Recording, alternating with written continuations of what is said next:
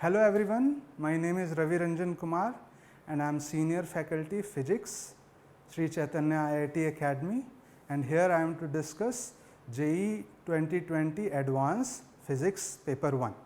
So, here we are having question number 1. This belongs to the chapter of rotational mechanics, okay, and this is based on simple torque balance. So, let me read that question first. A football of radius r is kept on a hole of radius small r made on a plank kept horizontally. One end of the plank is now lifted so that it gets tilted, making an angle theta from the horizontal as shown in the figure below. The maximum value of theta so that the football does not start rolling down the plank satisfies.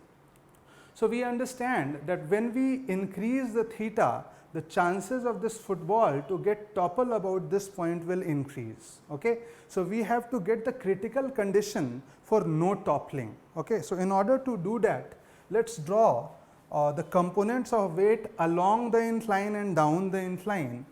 Okay, so, here we will be having one component of weight, which you can say that would be mg sin theta, and this another component of weight which is perpendicular to incline, that would be nothing but mg cos theta here. Okay, and when this football will be on verge of toppling, the normal at this end will become 0. Okay, and it will the torque will be balanced due to this weight about this point. Okay. So, let us balance the torque and let us do a little bit geometry here. So, this little triangle if we look into, so say this is O and this is A and this is B, and we are required to have a relationship in which the torque due to mg sin theta will balance the torque due to mg cos theta here. So, let us write that. So, torque due to mg sin theta will be nothing but mg sin theta, and its arm would be this length OA. Since this angle here is theta, so OA length we can write it as r cos theta, and that will be equal to torque due to mg cos theta, which would be mg cos theta, and its arm would be AB length, which is nothing but simply r. Okay, and simplifying this relationship will give me, because r this cos theta term will get cancelled, this mg term will also get cancelled, and we can say that the sin theta will be simply equal to small r by capital R, which is option A here. So, that is for question number 1. Let us move on to question number 2. This question is from the chapter of electromagnetic induction and based on Lenz's law. So, let us read the question. A light disc made of aluminum, that is a non-magnetic material, is kept horizontally and is free to rotate about its axis as shown in figure. A strong magnet is held vertically at a point above the disc away from its axis. On revolving the magnet about the axis of the disc will. Okay. So, we have to comment on these options, whether the disc will be rotating in the direction of magnet, or it will be rotating opposite to the direction of magnet, or it will not rotate here. Okay, so, let us try to understand this situation. So, according to Lenz's law, this disc will behave in such a manner, okay, so as to oppose the change caused by the motion of the magnet here. Okay. So, let us have one simple diagram that would be the top view of this arrangement. So, if we view it from the top. Okay. So, let me draw a diagram here. So, say this is the disc, and here we are pointing the north pole of the magnet towards the disc. Okay. And say we are trying to move it in this direction, let us say in clockwise sense.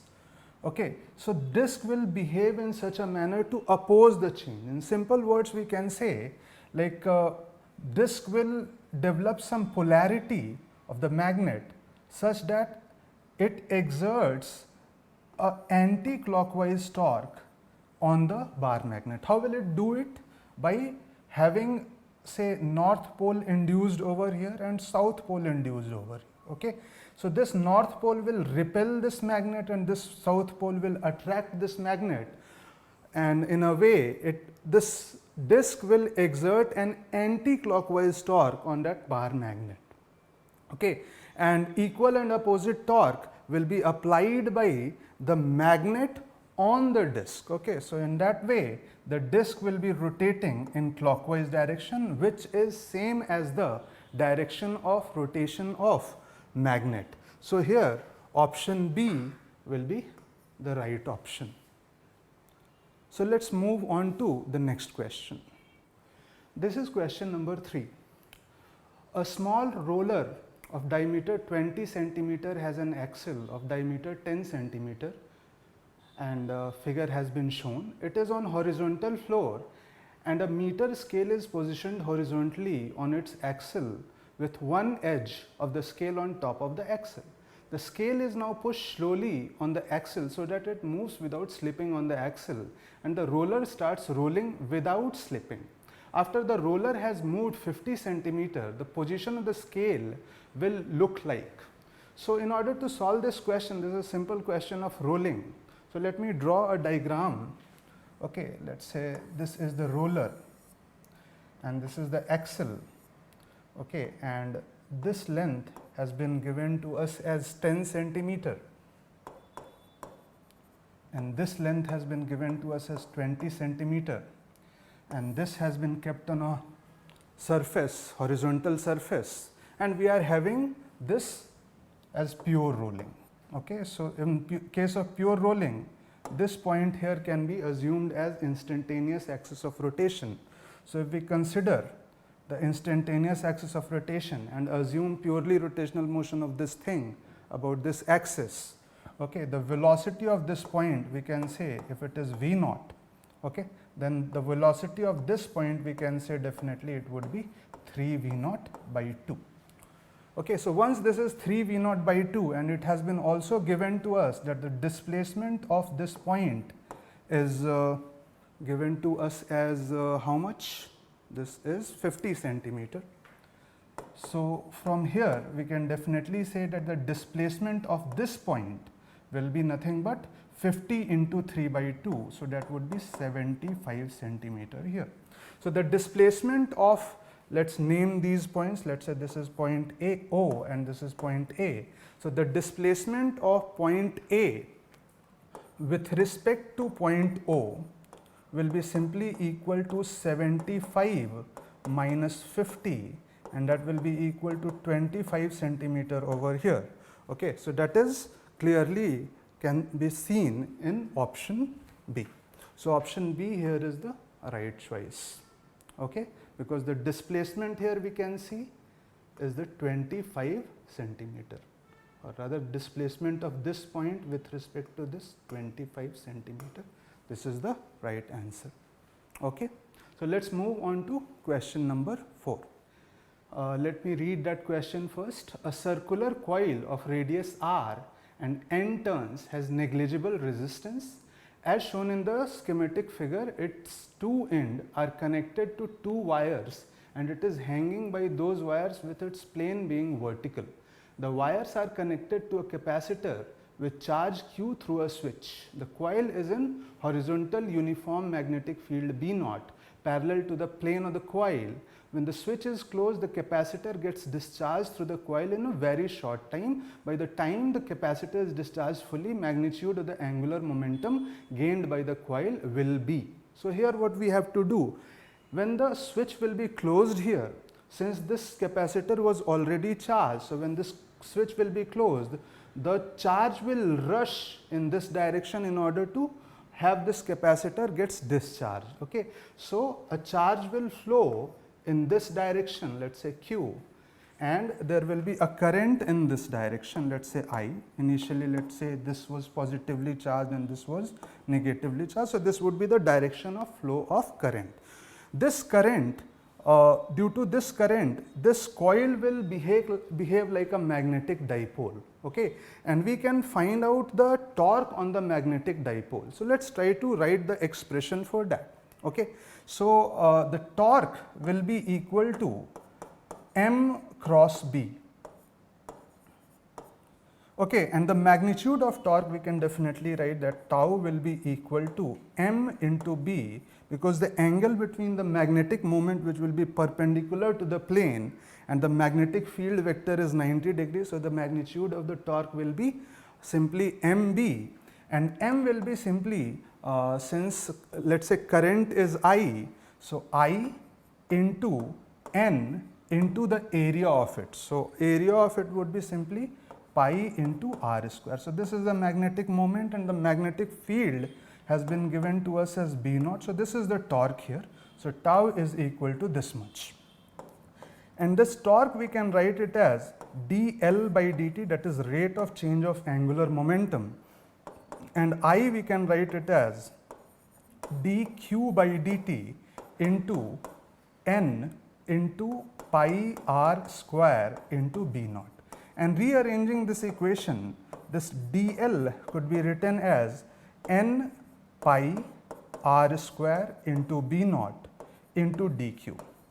Okay, so, we have to find out the net change in angular momentum. For that we can integrate both sides, and let us say the left hand side would be delta L, and here n pi r square into B naught is constant, and integrating dq will give us the net charge flown, and that will be equal to simply q. Okay. So, hence delta will be equal to n pi r square B naught into q, which is I guess option number B. Okay, so here is question number 5.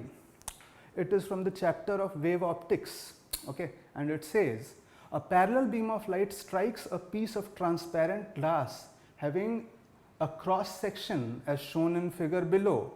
Correct shape of emergent wavefront will be and figures are schematic and not drawn to the scale.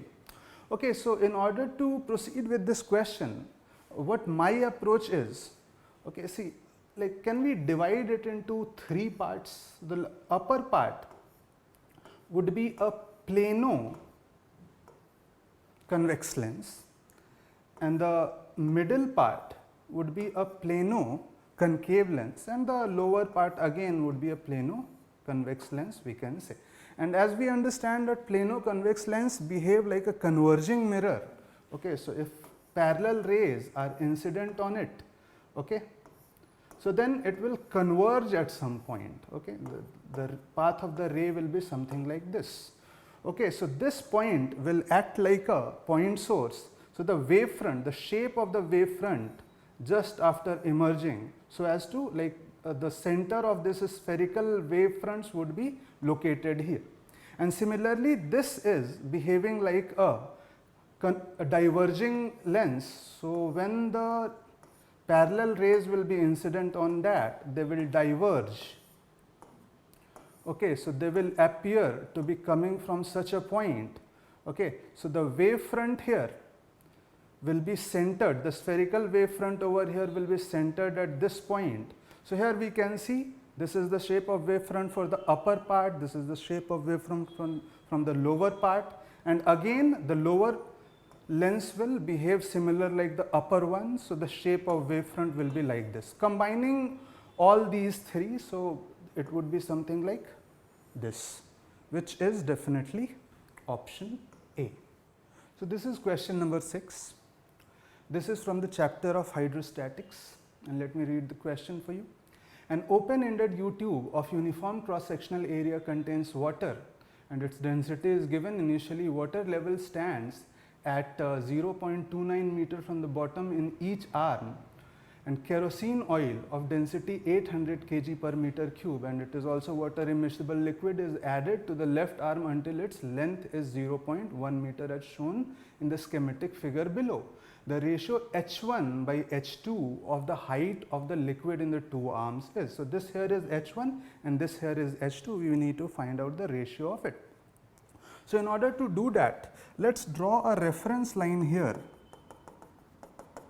Okay, and say this is y1. y1 is given to us as 0.1 meter, and this is y2, and y2 we can find out here.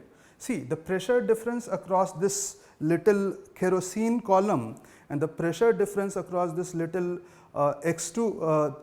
little this water column over here will be equal. So, here we can say simply like rho 1 g into y 1 will be equal to rho 2 g into y 2. Okay. So, in that case y 2 we can clearly write that would be equal to rho of kerosene, which is 0.8, and that divided by rho of water, that is simply equal to 1 into y 1, and y 1 is given to us as 0.1 meter, which is same as 10 centimeter. Okay, so this will be equal to 8 centimeter over this is y 2. Once we have found out y 2, okay, can we find out, let us say for example, this length is x and this length is also x. Okay, and the total length of the water column we can find out, let us say ignore this part. So, length of this part and length of this part must sum up to double of 0.29 meter over here. So, we can say 2x plus y 2 must be equal to double of 0.29 meter, which would be nothing but 58 centimeter, and y 2 we have already found out. Okay, so, 2x will be equal to 58 minus 8 here. So, x will be equal to simply 25 centimeter we will get. Okay, so, once we have got it 25 centimeter, this total length will be 25 plus 10, that would be 35 centimeter, and this total length here will be 25 plus 8. So, that would be 33 centimeter.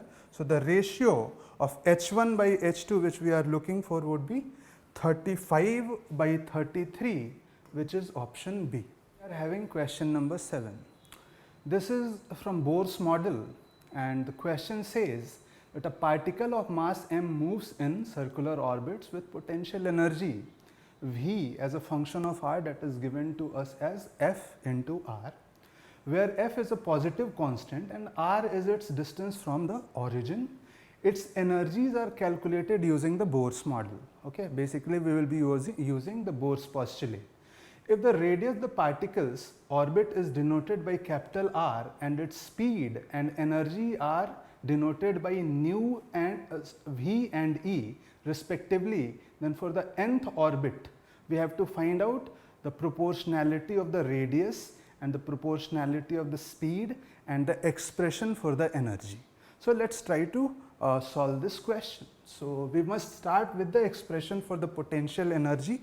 The expression for the potential energy is given to us as U as function of R is given as F into R, where F is a positive constant here. Okay. So, in order to find out the force, okay, when the potential is this, the force we can find out using this relationship, that would be minus du by dr over here. Okay. So, when we will differentiate this expression with respect to r, we will simply get it as minus 5. This force is constant we are getting, and this negative sign indicates that the force is opposite of r, means force is directed towards the center. So, this force will be acting like a centripetal force which will produce the centripetal acceleration. So, when we will equating this force with the centripetal acceleration, we can write this, the force balance is F is equal to mv square by r, where v is the speed of the particle here and capital R is the radius of the circular path. Okay. So, this is the first equation we are having, and the second equation we can get is from the Bohr's postulate. So, angular momentum we know according to the Bohr's postulate mvr is quantized and that is equal to nh upon 2 pi. So, these are the two equations. Okay. And we have to find out the value of V and R. Let us write this as capital R. So, we have to find out the value of V and R here using these two equations. So, I think the solving is rather simple. So, we can say, like for example, the value of R we can substitute. So, say mv, and whatever is the value of R we can get from equation number 1, we can substitute over here. So, that would be mv square upon F, and that will be equal to nh upon 2 pi here. Okay, and rearranging this equation, here one side we will be having v cube. So, v cube will be equal to f n h upon 2 pi m square. Okay, so here v will be equal to f n h upon 2 pi m to the power 1 by 3. So, this is the expression for v here, and clearly we can see that v is directly proportional to n to the power 1 by 3 here. Okay, v is directly proportional to n to the power 1 by 3 over here, and also we can say from the first equation that r, the expression for r definitely we can write. So, expression for r would be nothing but m by f into v square. So, the same term f n h upon 2 pi m, okay, to the power 1 by 3, and we have to square it. So, that would be 2 by 3 here. Okay. So, here we are getting this as radius, and we can clearly see that r is directly proportional to n to the power 2 by 3 and v is directly proportional to n to the power 1 by 3. So, looking at the option, okay, we can see definitely B is true, and now we have to also find out the energies. Okay. So, the potential energy is already given to us, and we only need to find out the kinetic energy. So, kinetic energy we can write. So, kinetic energy will be simply half mv square. Okay. And here from this equation mv square is already known to us. So, half into F into R simply we can write. Okay. And the potential energy according to this expression is Fr. So, that would be F into R. Okay. So, the total energy will be nothing but K plus U, and that would be 3 by 2 times Fr, and the value of R we have already got. Okay. So, when we will be substituting the value of R in this equation, we will get this expression over here. So, that is option C. So, here is question number 8 for us. Okay. This is from the topic of radiation, and the question says the filament of a light bulb has a surface area 64 millimeter square. The filament can be considered as a black body at temperature 2500 Kelvin, emitting a radiation like a point source when viewed from far. At night, the light bulb is observed from a distance of 100 meter. Assume the pupils of the eyes of the observer to be circular with radius 3 millimeter, and the different constant like Stephens-Boltzmann constant, Wien's displacement constant and Planck constant, all these values and the value of speed of light in vacuum, all these things are provided for us. Okay. So, we are required to find out the power radiated by the filament, and radiated power entering into the eye we are required to find out, and also we are required to find out the wavelength corresponding to the maximum intensity, and we also have to find out, taking some average wavelength of the emitted radiation, we need to find out the number of photons entering into the eye. Okay. So, this is simple, I guess simple formula based question, but only twist is the calculation is a bit lengthy. So, let us solve for all the parts one by one. So, let us solve for option A. So, power radiated by the filament is in the range. So, power radiated by the filament. So, simple, the Stephens-Boltzmann's law we can apply. So, the formula is epsilon A sigma T to the power 4. Okay. So, here it is like a black body. So, emissivity is simply equal to 1, and the area is given to us as 64 millimeter square. So, 64 into 10 to the power minus 3, and square of it 10 to the power minus 6 we can write. So, I have written only in SI units, and the value of sigma is also given to us, that is 5.67 into 10 to the power minus 8, and the value of temperature is also given to us as 2500 Kelvin. So this is 2500 to the power 4. So this is a little bit lengthy calculation, but this gives us 141.75 watt, okay, which is not in option A. So option A is not true. So now let's look for option B over here. Okay. So option B is the power received by the pupil of eye. So let's say this is point source, okay, and here it will be producing spherical wave front at a distance, let's say d. We are having our eye over here and the pupil is right here. Okay. So the intensity at this point, we can write the power received P divided by, let's say this distance is d. So that would be P upon 4 pi d square, and the radius of the pupil is given. So area of the pupil will be simply pi into, let's say, small r square. So pi into small r square. So this would be intensity times the area of the pupil will be equal to the power received. Okay, and we can substitute all our values. P and value of d has been given to us as 100 meter. Okay, and the radius of the pupil is given to us as 3 millimeter. When we will be substituting all these values, yes, we will be getting 3.25 into 10 to the power minus 8. A little bit of calculation you have to do. So option B will be true. Okay, so this many watts. Option C is simply based on Wien's displacement law.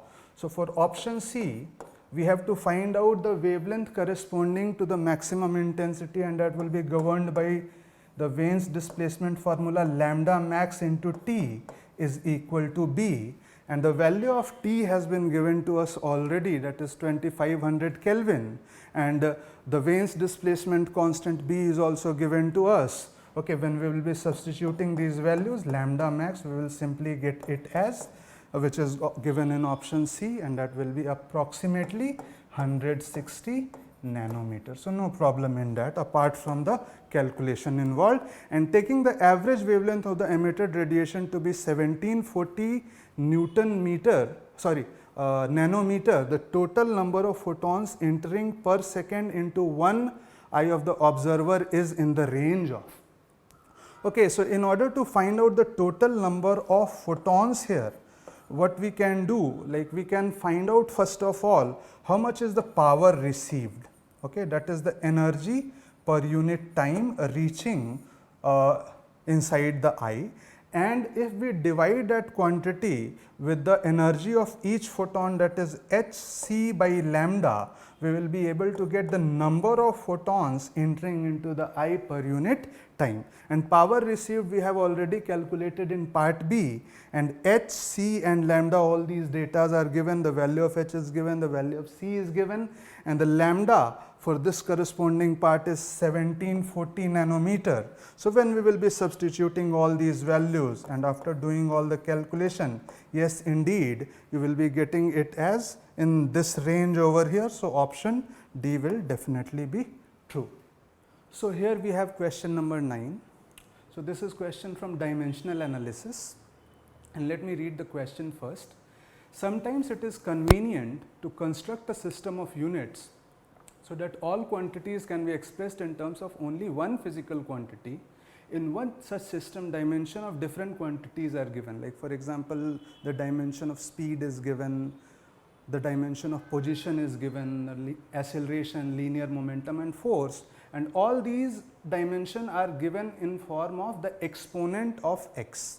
Okay, and we are required to relate those exponents which are alpha, beta, p, q and r. Okay. So it would be very convenient for us if we can find out the dimension of time. So dimension of time, how we will be able to find out?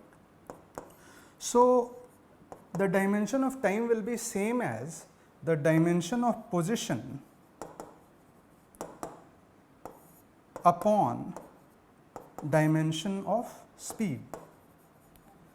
And when we will be substituting the value of position and speed over here, we will effectively get it as x to the power alpha minus beta. And as far as acceleration is concerned, we can represent acceleration in terms of speed upon time. Force, we can represent it as linear momentum upon time. So, let us do the same thing.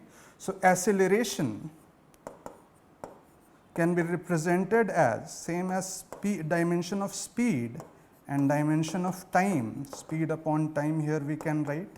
Okay. So, this will simply give us speed is x to the power beta. So, this will collectively x to the power 2 beta minus alpha over here, and this 2 beta minus alpha we can compare it with the dimension of acceleration, which is p.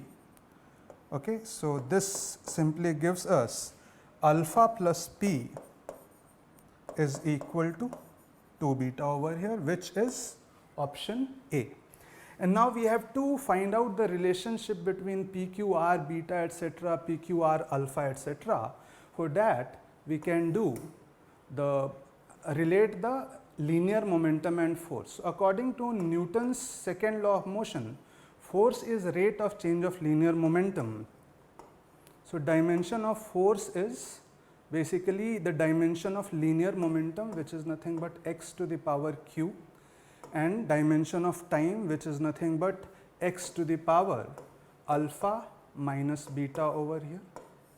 Okay. So, this collectively will give us x to the power q minus alpha plus beta. So, here we have another equation. So, that is q minus alpha plus beta would be exponent of x to the exponent in case of force, that will be equal to r. So, say this is equation number 1 and this is equation number 2, and solving these two equation, another option you will be getting it as B. So, that is for the question number 9. Let us move on to question number 10.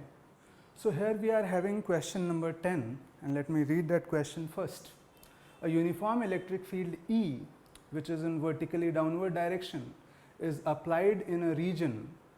A charged particle of mass m carrying a positive charge q is projected in this region with an initial speed of 2 root 10 into 10 to the power 6 meter per second. This particle is aimed to hit a target T, which is 5 meter away from its entry point into the field as shown schematically in the figure. Okay, so, this question is very much similar to the case of projectile, only we need to replace the formula, all the projectile formula. In place of g, we need to have the vertically downward acceleration of this charged particle over here. So, this will be experiencing a force q times E and its mass is m. So, its downward acceleration here would be nothing but q E upon m. So, in the formula of projectile, all we need to do, in place of g, we just need to substitute this value, which is q E by m. Okay. In that case, the formula for range, as we understand, is nothing but u square sine 2 theta by g, and in place of g we need to substitute this value, which is nothing but q E upon m here. And the value of r, q by m, E and u square etc., everything is given. So, after substituting those values and solving, we will be getting sine 2 theta as root 3 by 2. So, we can have two possible solutions. So, theta can be either 30 degree or 60 degree over here. Okay. So, once we have got these, like we can definitely say that option B will be true. And now we are also required to find out the time taken by the particle to hit T. Okay. So, here we can see that it is possible for two different angle of projection, 30 degree and 60 degree. So, we will be having corresponding two time of flights. So, T1 we can write it as 2u sine theta 1, or theta 1 being 30 degree upon A, which is q E by m, and similarly T2 we will be getting it as 2u sine theta 2 being 60 degree upon q E by m. So, when we will be substituting these values, we are expected to get option C as our answer. So, that is question number 10. Let us move on to question number 11. Let me read the question first. Shown in figure is a semicircular metallic strip that has a thickness T and resistivity rho. Its inner radius is R1 and outer radius is R2. If a voltage V0 is applied between its two ends, a current I flows in it. In addition, it is observed that a transverse voltage delta V develops between its inner and outer surface due to purely kinetic effect of moving electrons. Okay? And here in this question we have to ignore the role of magnetic field due to the current. Okay? And we have to find out how much current will be flowing in it and which surface will be at higher potential, and we have to also find out like the potential difference between the two surfaces, its proportionality with the current over here. So, first our task is to find out the current here. So, for that we need to apply Ohm's law in this situation. For that we need to find out the equivalent resistance between this and this terminal. Let us say this is positive terminal and this is negative terminal. So, current I will be flowing in such a direction. Okay. So, let us try to find out the equivalent resistance. So, what we can do, first of all we can divide it into several elements. So, let us say let us take a strip of radius r having width dr over here. So, can we find out the equivalent resistance between these and these two by finding out the small equivalent resistance of this element? So, first of all dr we can write it as, that would be rho times, and its length of this segment is nothing but 2 pi r, and its cross sectional area of the flow of the current we can say like this thing is dr and its thickness is T. So, that would be T into dr over here, and the equivalent resistance between these two terminals we can use the parallel combination formula, since all these strips are in parallel with each other. So, 1 by r equivalent we can write it as 1 by dr and the integral of that, and that will yield us that T dr upon 2 pi rho into r and the integral of that, and we can take the limits from r1 to r2 here. So, here r1 by r equivalent, it will be simply equal to T by 2 pi rho and ln r2 upon r1 here, right. So, r equivalent we can write, that would be the reciprocal of that thing, that would be 2 pi rho upon T ln R2 by R1 over here. So, this will give us how to find out the current. So, current I will be nothing but the potential difference across these two terminals, that is V, and that upon R equivalent here. So, after substituting all the values I, we will get it as option A. Okay, and now we have to find out the that which surface will be at higher potential and which surface would be at lower potential, and we also have to find out the potential difference. And for that what we can do here, let me use another color pen. So, let us say this is one electron. So, current is flowing in this direction. So, electron will be drifting in opposite direction. Let us say its drift velocity is Vd, and this drift velocity will be depending upon the current density over here.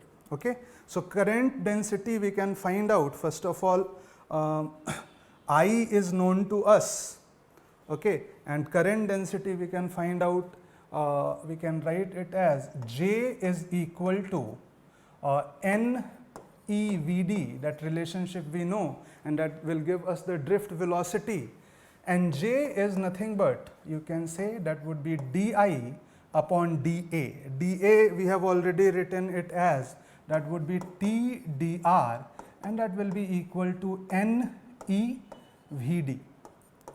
So, dI we have already, dI we can write it as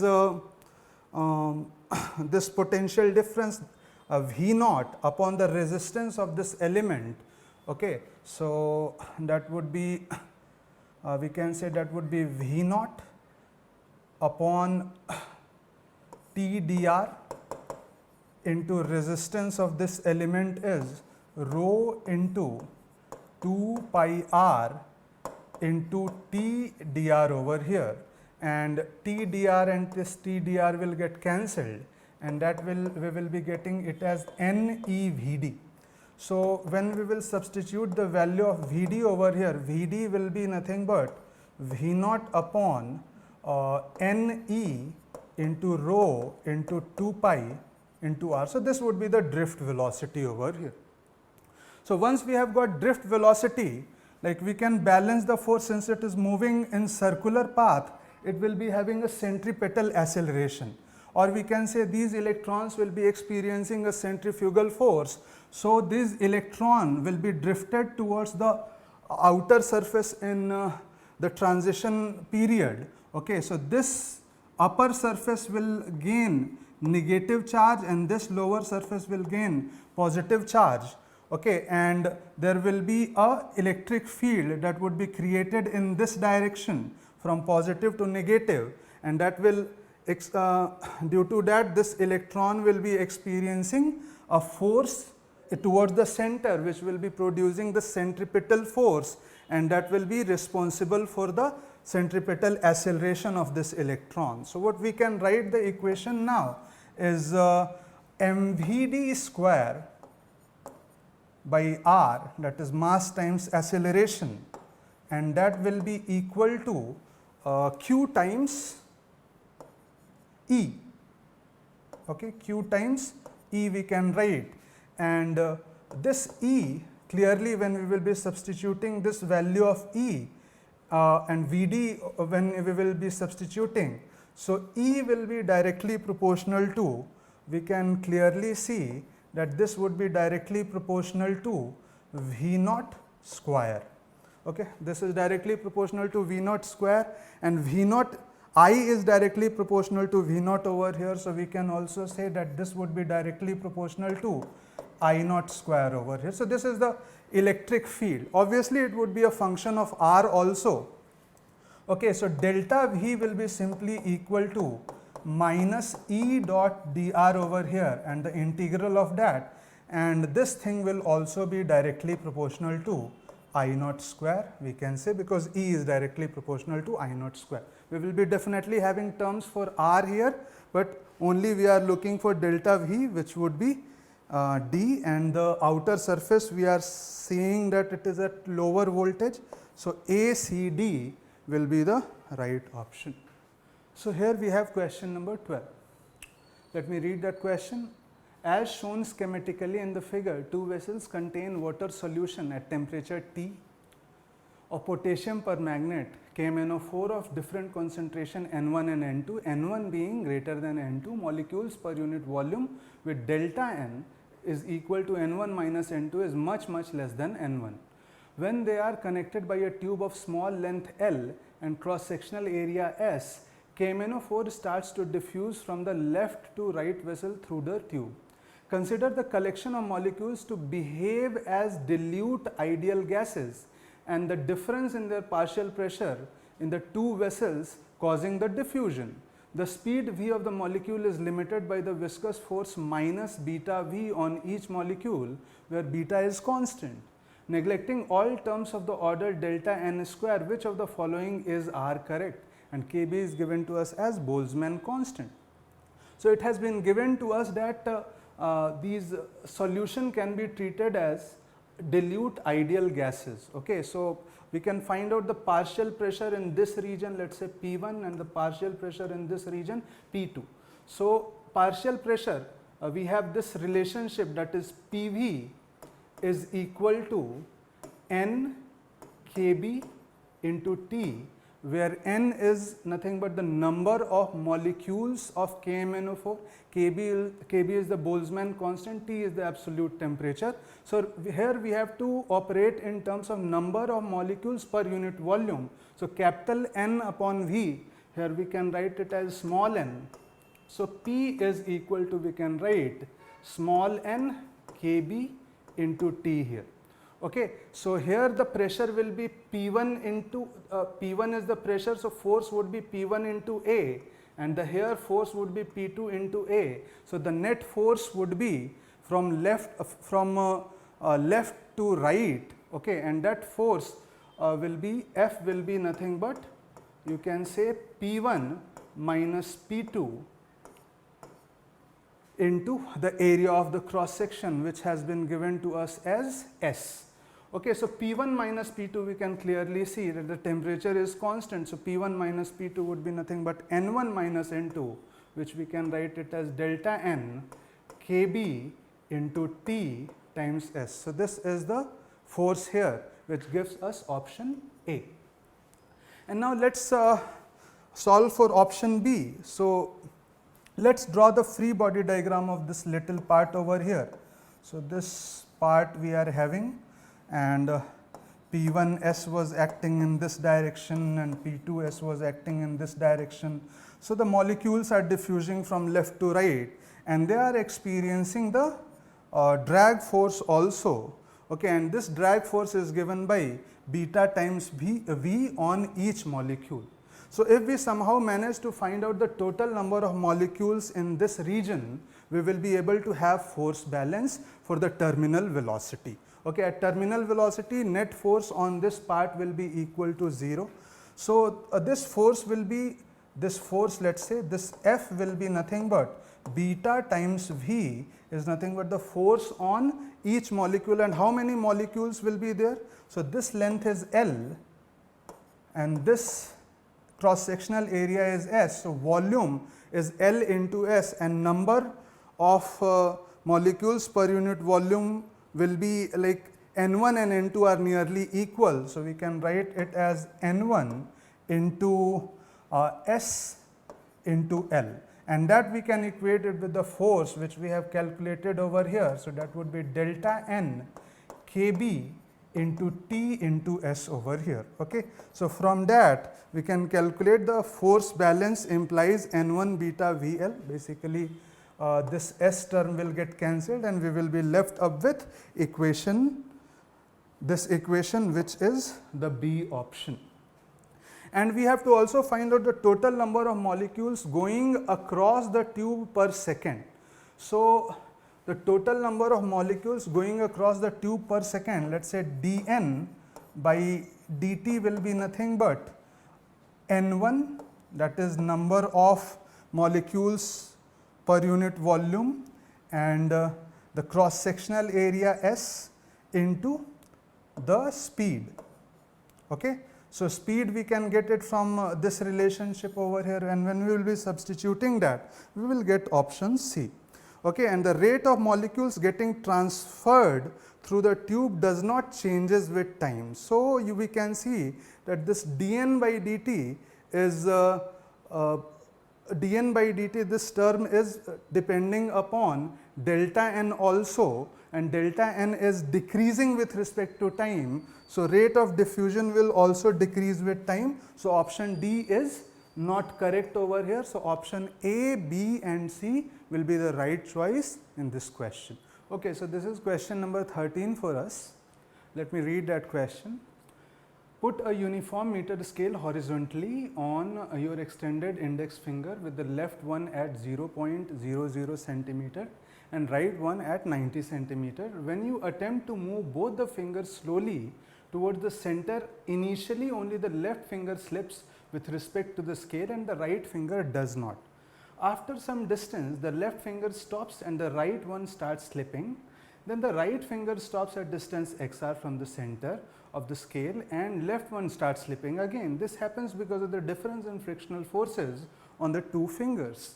Okay, if the coefficient of static and dynamic friction between the fingers and the scale are 0.40 and 0.32 respectively, the value of xr is. Okay. So let's try to look into the situation. So say we are having a meter scale which is 100 centimeter long.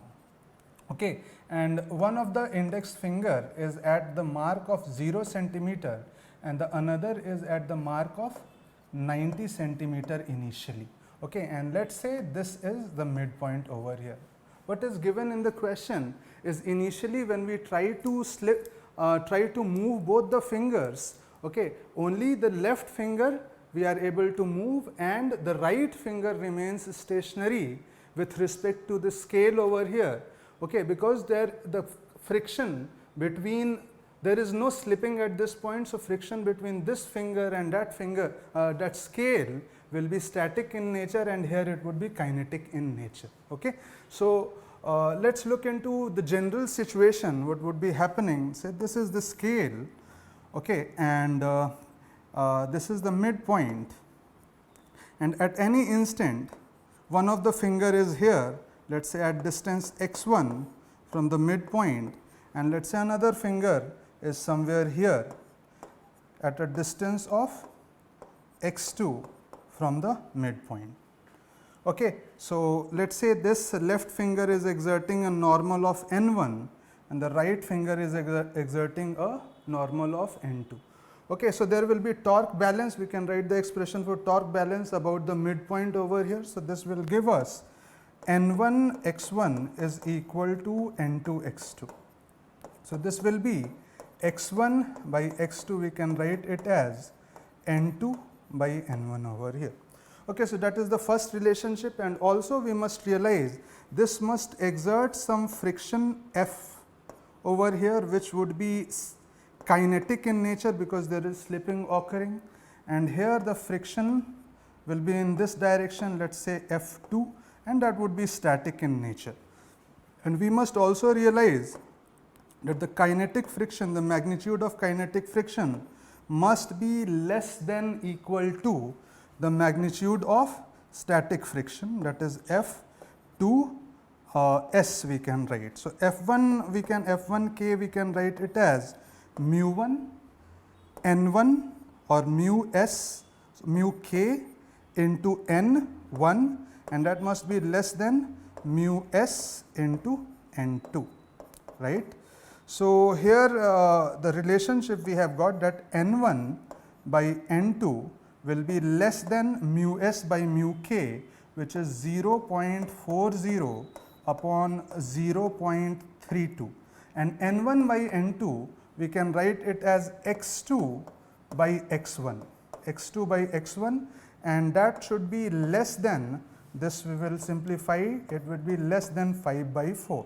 So, here we can say that when this finger will be slipping, for the condition for this, that x1 got to be greater than 4 by 5 x2. So, as long as the x1 is greater than 4 by 5 x2, it would be the left finger will be slipping and the right finger will be stationary over here.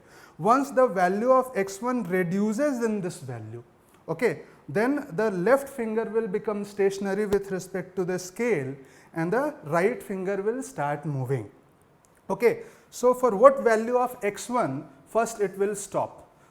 So, this is the value of x1 where the left finger will stop slipping and the right finger will start slipping. Let us draw this situation over here. Okay, so, this is the midpoint and this is the left finger and this is the right finger, which is obviously at 40 centimeter, and this is 32 centimeter here. Okay. So, here it has stopped slipping and this will now begin to slip, because this value 40 by 32 is now greater than 4 by 5.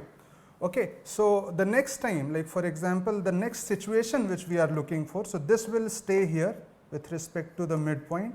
So, this will remain 32 centimeter and this will slide in this direction, and this xr value we are looking for. So, this xr will be simply equal to 32 into same ratio, that is 4 by 5, and that will be equal to 25.6 centimeter, and that would be the answer for the 13th question. 25.60 you can mark.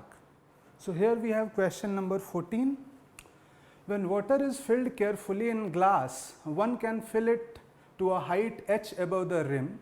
The glass, due to the surface tension of water, to calculate h just before water starts flowing, model the shape of water above the rim as a disc of thickness h having semicircular edges, as shown schematically in the figure. When the pressure of water at bottom of the disc exceeds what can be withstood due to the surface tension, the water surface breaks near the rim and water starts flowing from there. If the density of the water, its surface tension and the acceleration due to gravity are given to us respectively, we have to find out this h over here. Okay, so what we can do is we can take this small segment and we can do the force balance over here. Okay. So, first of all we must realize that there would be a surface tension force that would be acting in this direction along the surface, okay, and apart from that there will be pressure acting in this direction. Okay. And if we can see the top view of the disc would be something like this, and the surface tension would be acting like in this direction, and the force due to pressure will be acting in such a direction. Okay. And we just have to balance the force.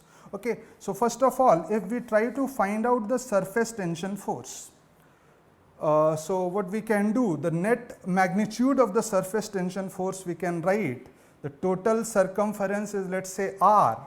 So, we can write it as 2 pi r will be the total circumference into sigma.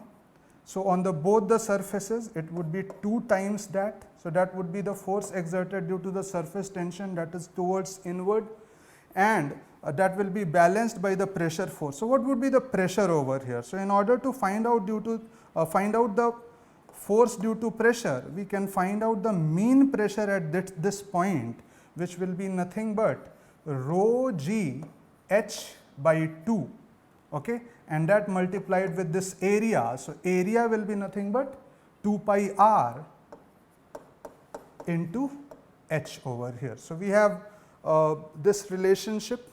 Okay, so, this 2 pi r and this 2 pi r term will get cancelled, and we will be left up with h is equal to 4 sigma by rho g under root. Okay. And the value of everything is given. So, that is 4 into sigma. So, that is 0.07, and rho is also given to us, that is 10 to the power 3 into g. Let us take it as 10, and this is a little bit calculation over here, but after solving we will be getting it as 5.29. Okay. So, that would be the value of h, 5.29 into 10 to the power minus 3 you will get, or you can say 5.29 millimeter. So, that is for question number 14. Let us have this question number 15. One end of a spring of negligible unstretched length and spring constant k is fixed at the origin. A point particle of mass m carrying a positive charge q is attached at its other end. The entire system is kept on a smooth horizontal surface. When a point dipole p moving toward the charge q is fixed at the origin, the spring gets stretched to a length L and attains a new equilibrium position. If the point mass is now displaced slightly by delta L from its equilibrium position and released, it is found to oscillate at a frequency of 1 by delta root under k by m. We are required to find out the value of delta. So, if we displaced it slightly by, let us say, something dx, so what would be the change in the spring force? So, that would be in this direction, and that would be simply k times dx. And what would be the change in the force due to dipole? So, that would be in this direction as well, and we can find out its value approximately. So, that would be nothing but 3 p q by 4 pi epsilon naught into L to the power 4 into dx.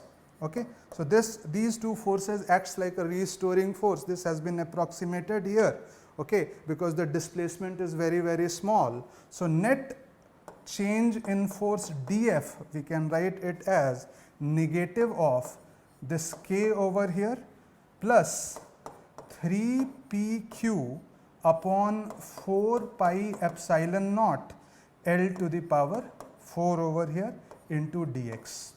Okay. And this term we can substitute. Like for example, initially everything is in equilibrium, this point charge q is in equilibrium at a distance of L.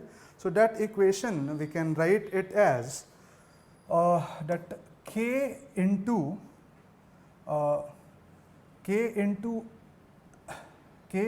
L, we can write it as the force here we will be able to write k into L will be equal to PQ upon 4 pi epsilon naught L cube over here. So, we can say that PQ upon 4 pi epsilon naught L cube will be equal, or L to the power 4 will be equal to k. So, this quantity we can say if PQ upon 4 pi epsilon naught L to the power 4 is nothing but 3k. So, this will become minus 4k into dx. Okay, so, df by dx we can see is nothing but approximately equal to minus 4k. Okay, so, the angular frequency here, the angular frequency f will be nothing but 1 by 2 pi root under 4k by m, which we can also write it as 1 by pi into root under k by m. So, here we can see in place of delta we are having pi. So, delta is equal to pi and its answer would be 3.14, okay, would be our answer. So, that is question number 15. So, here we are having question number 16. Consider 1 mole of helium gas enclosed in a container of initial pressure P1 and volume V1. It expands isothermally to volume 4 V1.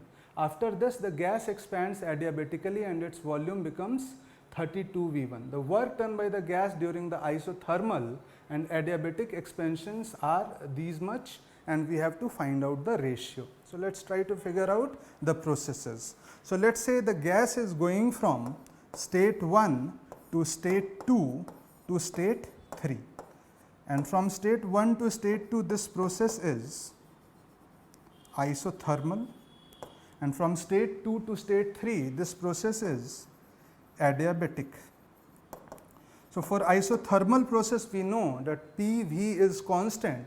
So, in state 1 when the pressure is given to us as P1 and V1, so when the volume is increasing to 4 V1, obviously the pressure will reduced by 1/4. So, that will become P1 by 4 here. And for adiabatic process we understand that PV to the power gamma is equal to constant, and gamma for a ideal monoatomic gas which is helium over here will be equal to 5 by 3. So, since here in this case the volume becomes from 4 V1 to it is becoming 32 V1 over here. So, volume is increasing by 8 times. Okay. So, the pressure will reduced by 8 to the power 5 times. Okay. So, the pressure will be P1 by 4 by 32 over here. So, that would be the final pressure. And now we are required to find out the work done by the gas in isothermal process as well as work done by the gas in adiabatic process. So, let us try to figure that out. So, W isothermal, so the formula is nRT ln Vt by V1. So, nRT we can write it as simply P1 V1, and ln V2 by V1, the 4 V1 by V1, that would be nothing but 4. So, this is nothing but 2 times P1 V1 into ln 2. So, that is work done by the gas in isothermal process. Okay. And then we have work done by the gas in adiabatic process. The formula is nothing but Pi Vi minus Pf Vf upon gamma minus 1. Okay. And Pi Vi is nothing but here we are having this as the initial pressure and this as the final pressure. So, this term is simply P1 V1 minus Pf Vf will be the product of these two quantities. So, that is P1 V1 by 4 here, and that divided by gamma minus 1. So, that is 5 by 3 minus 1 over here. Okay, so this will give us 3 P1 V1 by 4 into 2 by 3. So, that would be nothing but 9 by 8 into P1 V1, and when we are looking for the ratio,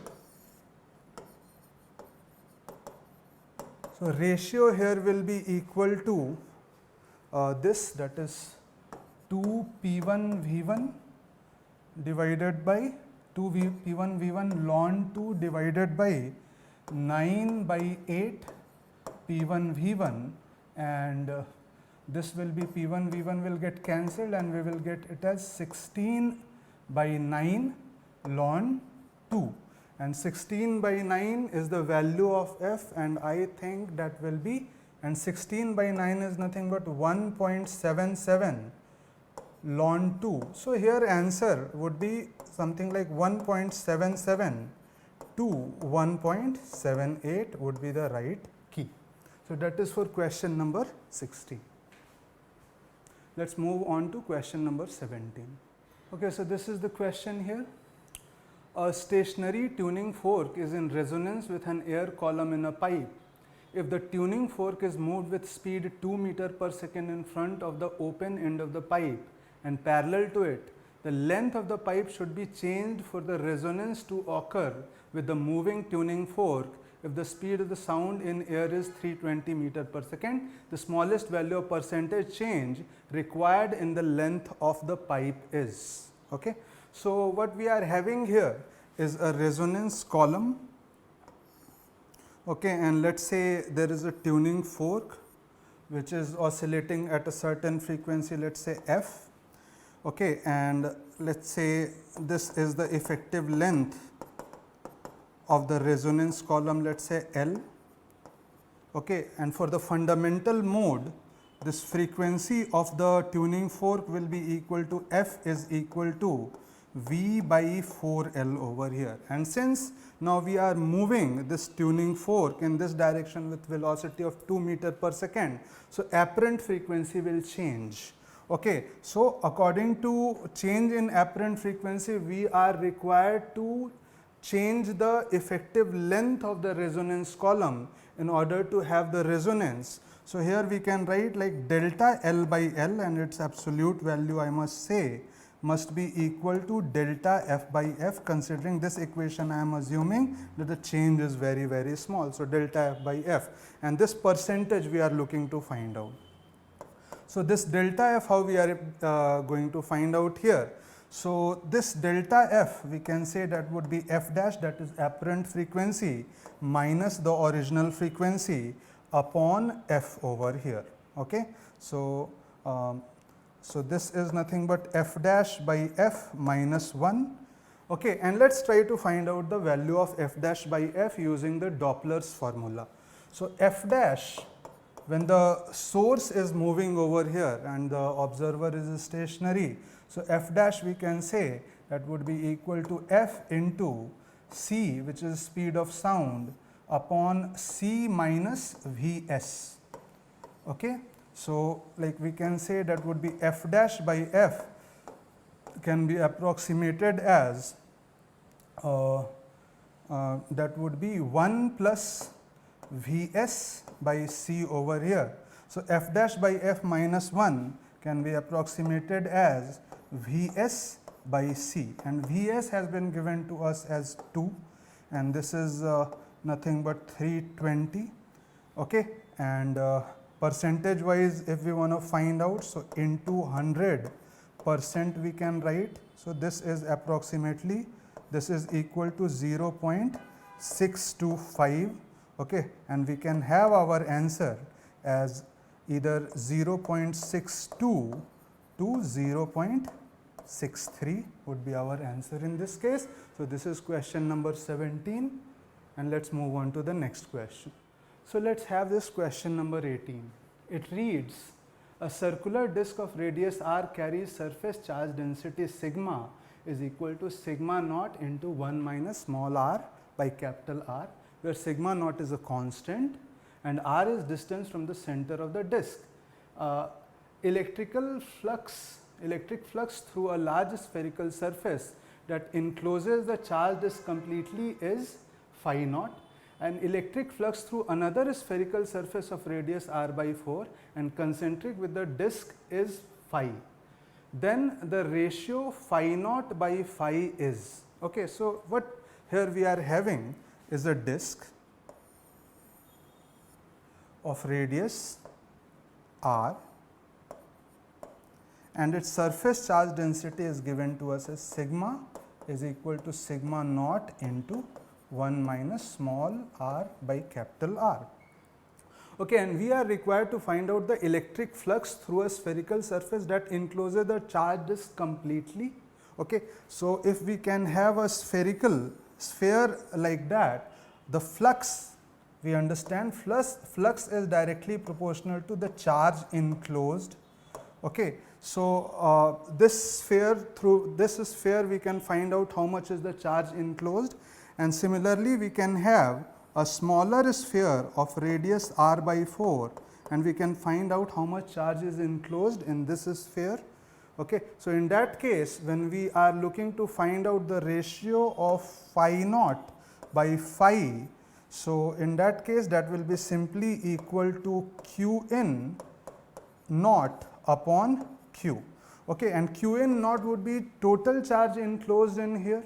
So, here this will turn out to be q in O, that would be the charge enclosed inside the larger sphere, will be simply equal to surface charge density, which is given to us as sigma naught into 1 minus small r by capital R, and the elemental volume we will be taking it as 2 pi r dr, and when we will be integrating it from 0 to r, we will be getting the total charge enclosed inside the larger sphere, and same term when we will be integrating between the limits 0 to r by 4, okay, we will be getting the answer over here. This required ratio we will be able to get, okay, and this will turn out to be 6.40, and that is our answer for question number 18. So, here we are done with physics paper 1. Thank you very much.